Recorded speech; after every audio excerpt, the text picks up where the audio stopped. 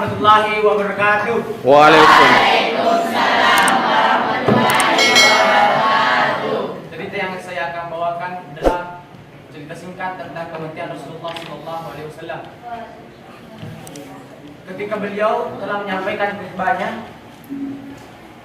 Rasulullah SAW terpaku lemah dan dengan segap Ali dan Fadl menangkapnya. Singkat, keesokan harinya di rumah beliau terlihat sepi.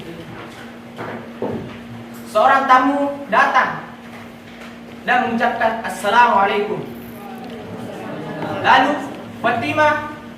Fatimah As-Zahra mengatakan bahwa maaf, ayahku sedang demam. Lalu tamu tersebut kembali dan Fatimah lalu menyampaikan kepada ayahnya bahwa tadi ada tamu.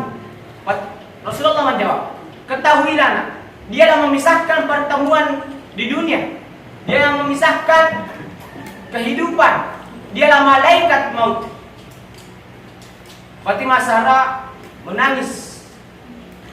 Fatimah As-Zahra menangis. Kemudian malaikat itu datang kepada Rasulullah sallallahu alaihi wasallam. Rasulullah mengatakan, wahai malaikat, kenapa Jibril tidak menyertaimu?